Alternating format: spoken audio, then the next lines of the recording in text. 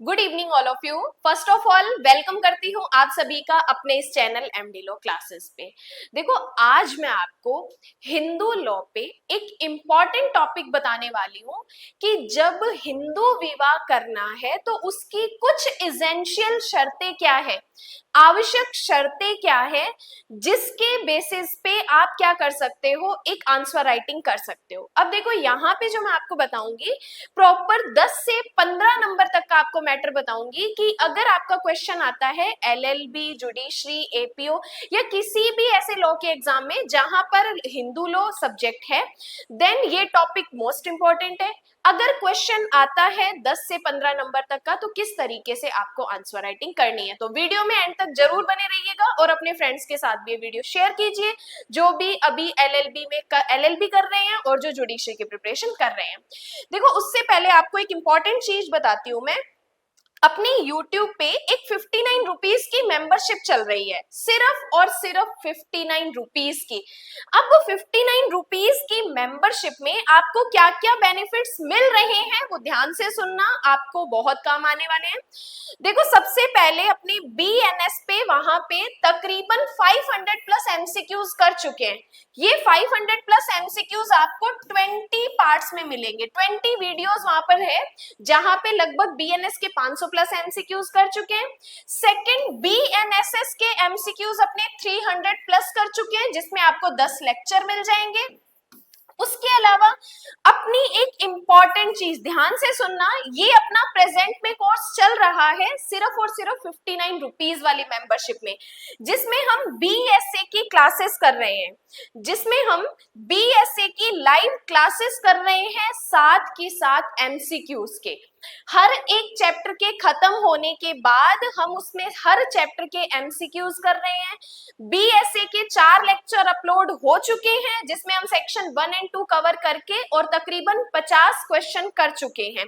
तो ये BSA की डेली लाइव क्लास अपने YouTube पे एमडी लॉ क्लासेस के 59 रुपीज पे 8 बजे लाइव चलती है।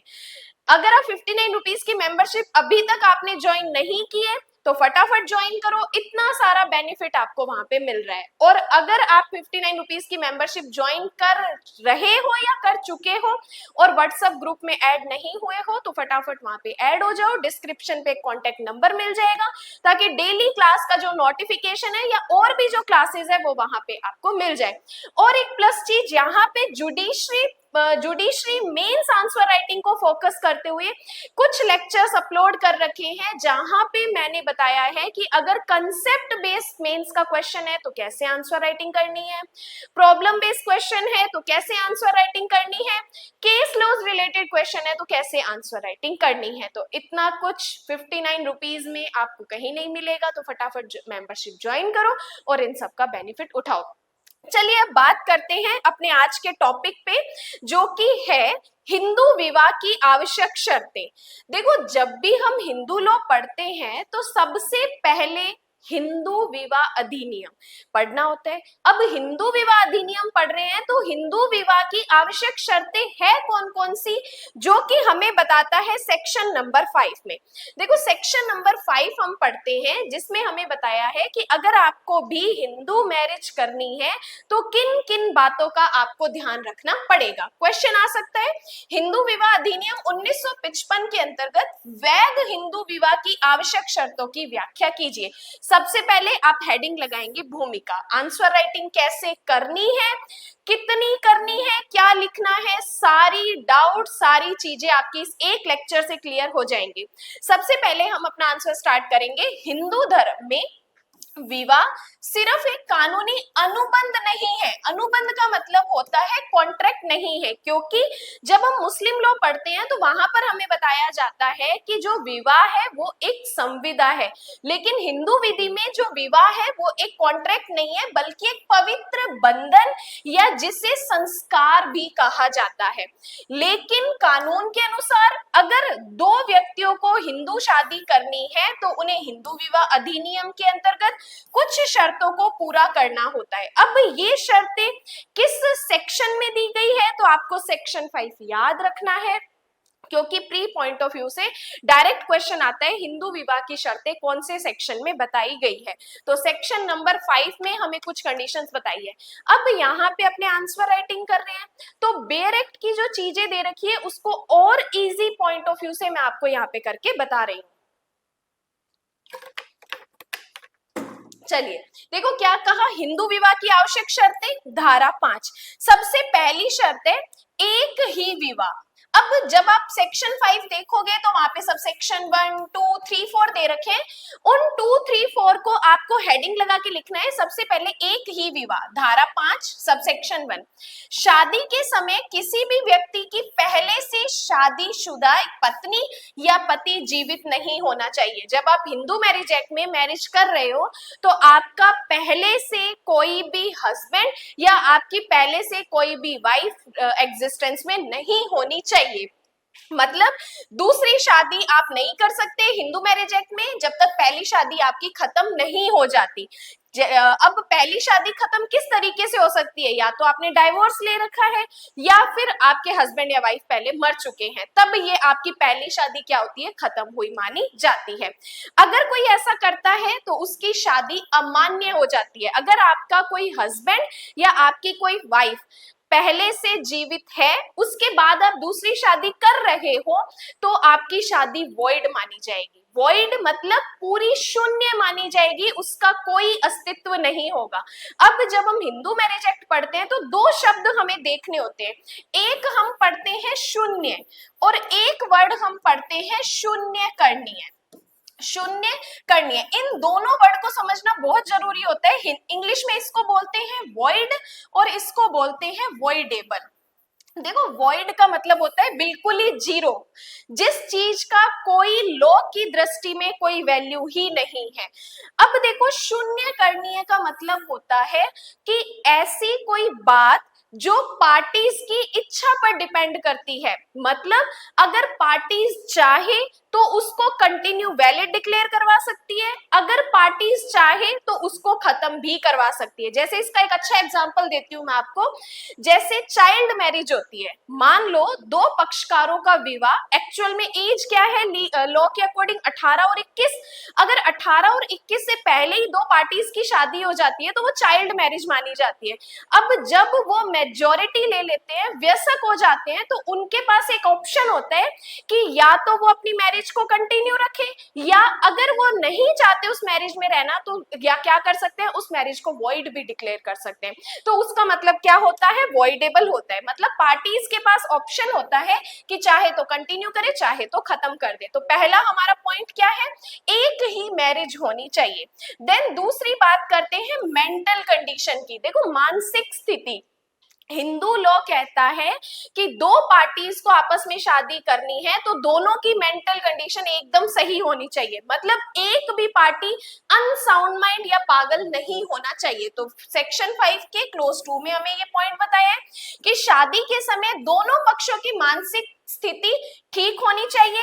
अब मानसिक स्थिति ठीक होनी चाहिए, इसका मतलब कि जो भी वो रिस्पॉन्सिबिलिटी ले रहे हैं उसमें उनकी कंसेंट बहुत मैटर करती है। अब ये कंसेंट हमेशा फ्री कंसेंट होनी चाहिए या वॉलंटियरली होनी चाहिए, किसी के दबाव में नहीं होनी चाहिए, कि समझने की क्षमता होनी चाहिए ताकि वो कंसेंट दे सके, या कोई पागलपन या गंभीर मानसिक बीमारी नहीं होनी चाहिए। अगर ऐसा कोई मानसिक रोगी नहीं है जिससे वो शादीशुदा जीवन नहीं निभा सकते हैं तो फिर यहाँ पे क्या हो जाएगा, वो मैरिज वॉइड मैरिज मानी जाएगी। एग्जाम्पल, यदि कोई व्यक्ति मानसिक रूप से इतना बीमार है कि वो शादी की जिम्मेदारी नहीं समझ सकता तो उसकी शादी वैध नहीं मानी जाएगी। तो पहली चीज थी एक ही मैरिज होनी चाहिए, और दूसरी चीज थी कि वो व्यक्ति स्वस्थ चित्त होना चाहिए। तीसरा बात करते हैं उम्र के बारे में। हिंदू मैरिज एक्ट में सेक्शन 5 के सबसेक्शन 3 में एज को डिफाइन किया गया है कि अगर दो पक्षकार आपस में विवाह करना चाहते हैं हिंदू मैरिज एक्ट के अकॉर्डिंग तो उनकी एज क्या होनी चाहिए।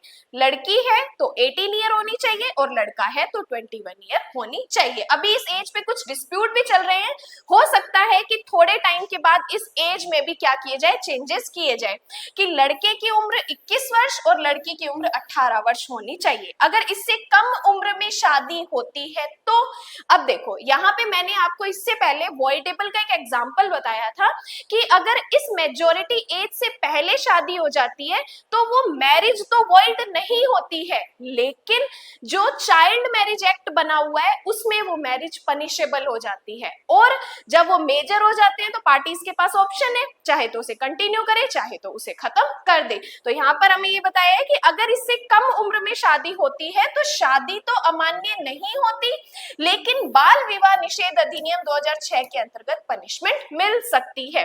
अब बात करते हैं फोर्थ पॉइंट, निषिद्ध रिश्तों में शादी नहीं होगी। अब ये निषिद्ध रिश्ते कौन से होते हैं? देखो, ऐसे रिलेशन जिसको ऑलरेडी लॉ ने प्रोहिबिट कर रखा है कि ऐसे रिलेशन में अगर शादी होगी तो ये शादी वॉइड मानी जाएगी। अब ऐसे रिलेशन कौन से हैं? जैसे जो ब्लड रिलेशंस होते हैं उनमें शादी की जाती है तो वो शादी वॉइड मानी जाती है। तो सेक्शन 5 के सबसेक्शन 4 में निषिद्ध रिश्ते बताए हैं कि शादी करने वाले लोग निषिद्ध रक्त संबंध में नहीं होने चाहिए, जैसे भाई बहन, चाचा भतीजी या मौसी भांजा। ये एग्जांपल्स भी आप एग्जामिनर को बता सकते हैं। लेकिन अब देखो यहाँ पे हमें बताया है अपवाद। अब देखो, जब भी इस तरीके के रिलेशन में कोई शादी होती है तो वो शादी वॉइड है, लेकिन अगर वहां का समुदाय या वो पर्टिकुलर ऐसा ग्रुप उस शादी को वैलिड मानता है, कंटिन्यू प्रथा चली आ रही है उस तरीके की शादी की, तो यहाँ पे वो शादी वॉइड नहीं होगी बल्कि क्या हो जाएगी? वैलिड हो जाएगी। कि अगर किसी समुदाय या परंपरा में ऐसे रिश्तों की शादी को मान्यता दी है तब ये शर्तें लागू नहीं होती, तब ये मैरिज क्या हो जाएगी? वैलिड मैरिज हो जाएगी। देन फिफ्थ पॉइंट इंपॉर्टेंट है, सपिंड संबंध में शादी नहीं होगी। जब आप हिंदू लॉ पढ़ते हैं तो उसमें एक सपिंड नातेदारी की बात की जाती है।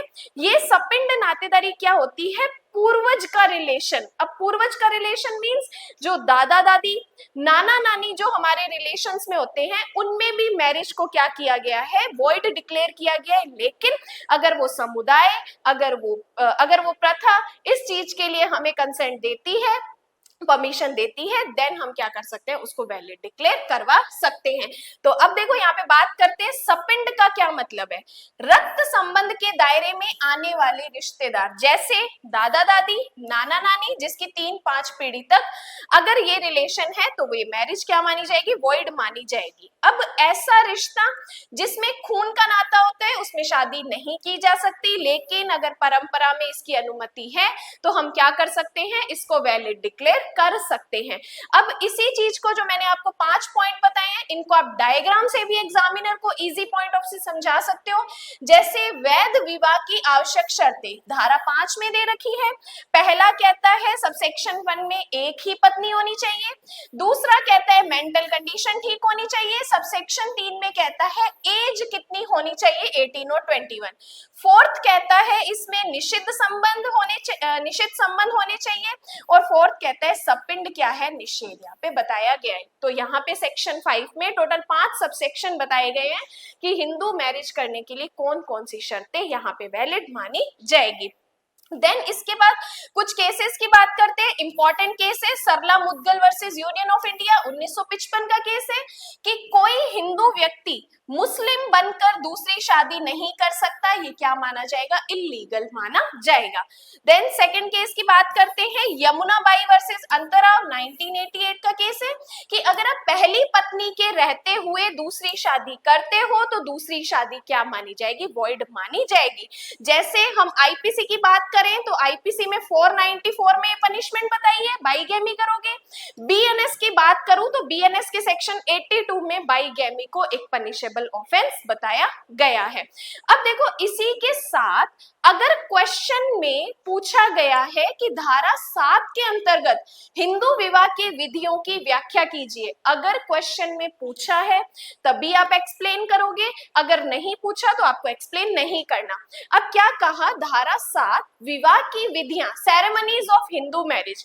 अब 1955 के एक्ट के सेक्शन 7 में यह बताया गया है कि कोई भी हिंदू विवाह तभी वैलिड या वैध माना जाएगा जब वे विवाह, अंडरलाइन करो, परंपरागत रीति रिवाजों और संस्कारों के अनुसार संपन्न हुआ है। क्योंकि जब हमने आंसर स्टार्ट किया था, आंसर स्टार्ट करते ही मैंने आपको बताया था, जब भी हिंदू विवाह अधिनियम में हिंदू लॉ में जो भी मैरिज की जाती है वो एक कॉन्ट्रैक्ट नहीं है, बल्कि क्या है, एक संस्कार माना गया है।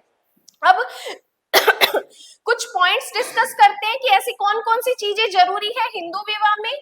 कि वैध विवाह के लिए संस्कार जरूरी है, विवाह को पवित्र संस्कार माना गया है, केवल कानूनी उपबंध नहीं है। तो पहला पॉइंट संस्कार का है। दूसरा कहता है जाति उपजाति की प्रथा मान्य होनी चाहिए।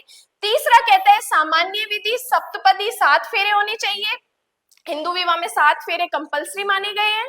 और कहता है अगर किसी समुदाय विशेष की कोई परंपरा है तो उनकी परंपरा भी वैलिड मानी जाएगी। जैसे दक्षिण भारत की बात करूं तो वहां पे हिंदू विवाह में अग्नि के फेरे लेने कंपलसरी नहीं है, तब भी वो क्या मानी जाती है, वैलिड मैरिज मानी जाती है। केस है प्रिया बाला घोष वर्सेस सुरेश चंद्र घोष, 1971 का केस है। यदि विवाह की जरूरी रस्में पूरी नहीं हुई है तो विवाह वैध नहीं माना जाएगा, लेकिन कुछ अपवादों को छोड़कर, जैसे अभी एग्जांपल दिया, दक्षिण भारत में फेरे लेने कंपलसरी नहीं है, तब भी वहां की मैरिज वैलिड मैरिज मानी जाती है, क्योंकि कंटिन्यूअसली कस्टम के थ्रू वो चीजें वहां पे वैलिड डिक्लेयर की गई है।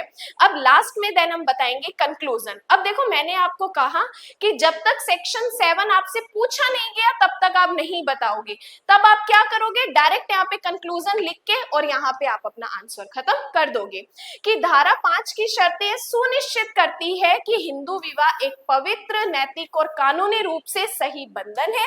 इनका पालन न करने पर विवाह को अमान्य या विवादास्पद घोषित किया जा सकता है, और यह कानून समाज में विवाह की गरिमा बनाए रखने के लिए जरूरी है। तो यहाँ पे हमारा ये आंसर कंप्लीट होता है। तो तकरीबन मैंने आपको यहाँ पे 10 से 15 नंबर तक का एक प्रॉपर मैटर प्रोवाइड किया है। चाहे तो आप इस आंसर राइटिंग को LLB में लिखो, जुडिशरी में लिखो, या ऐसी लॉ फील्ड में जहां पे हिंदू लॉ सब्जेक्ट आ रहा है वहां पर भी आप इसको इसी तरीके से एक्सप्लेन कर सकते हो।